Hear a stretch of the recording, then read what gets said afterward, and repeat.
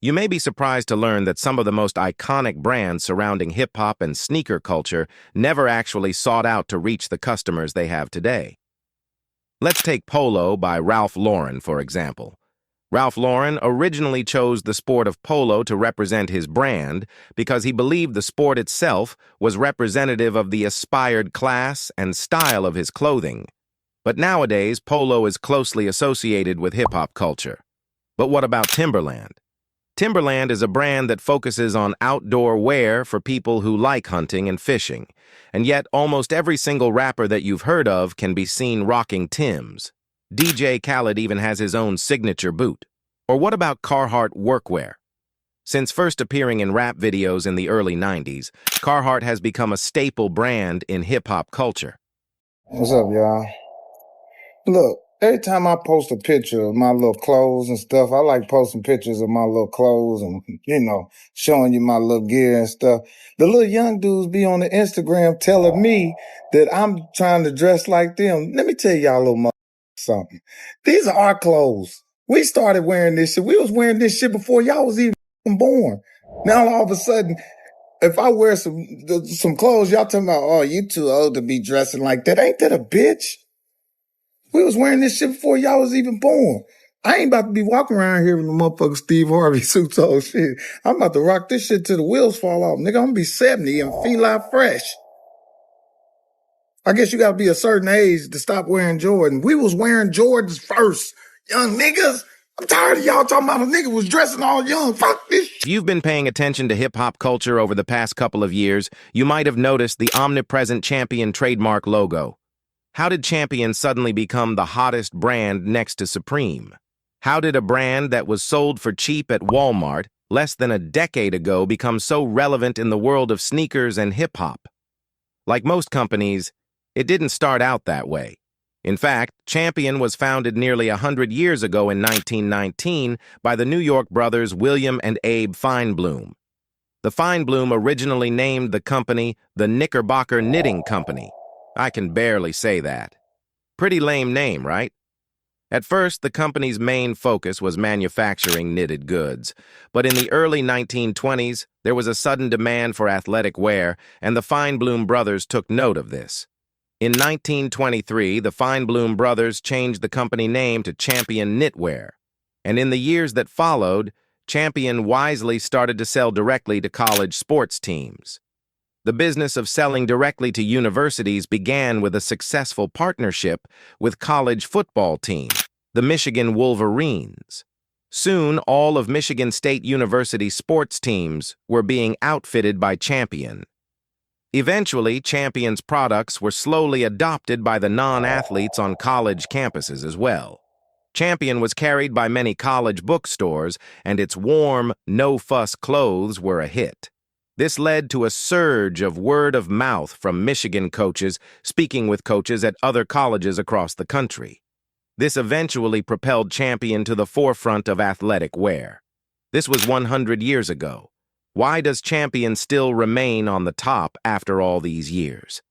It's simple. Champion's quest to perfect performance design led them to innovate a plethora of new technologies. In 1920, Champion's rival, Russell Athletic Co., pioneered the cotton sweatshirt. Hard to believe this was an exciting invention back then, but it was.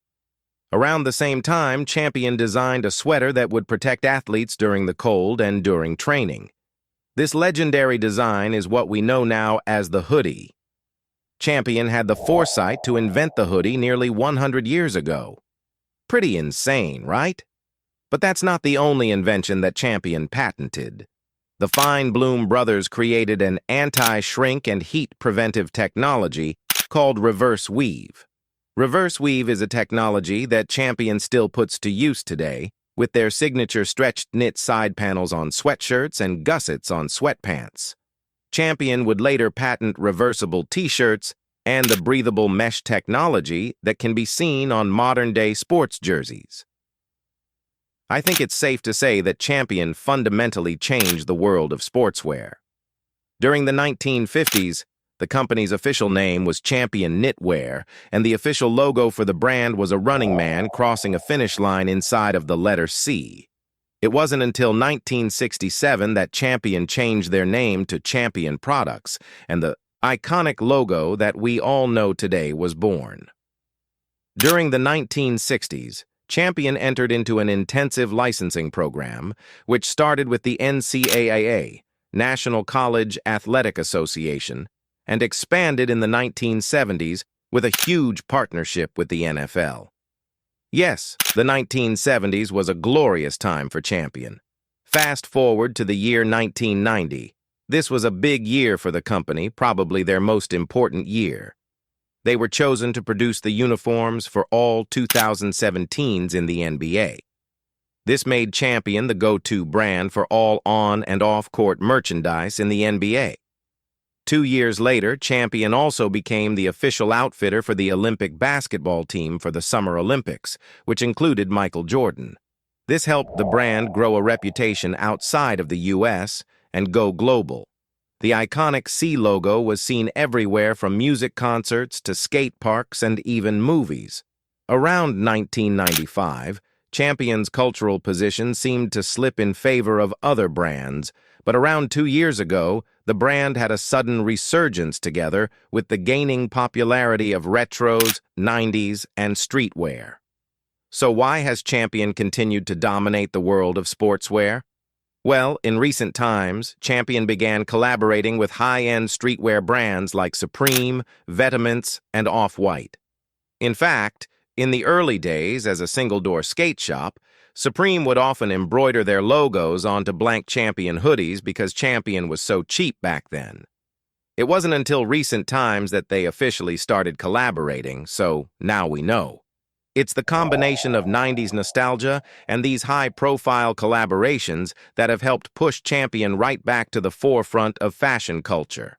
With the brand's main collection of classics and limited edition collabs with the likes of Supreme continuing to sell out, it seems like Champion isn't going anywhere anytime soon. It's hard to imagine a world without the C logo. What do you guys think? Do you think Champion can go another 100 years? Do you like Champion? Do you rock Champion? Leave a comment below with your thoughts. Thanks for watching.